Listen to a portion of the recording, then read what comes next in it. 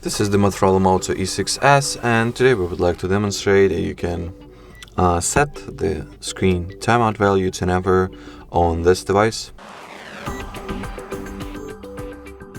So to begin with, I'll notice, or should I rather say I'll note that we will need to get the third-party app for it. So connect your device to the Wi-Fi, then open the Play Store.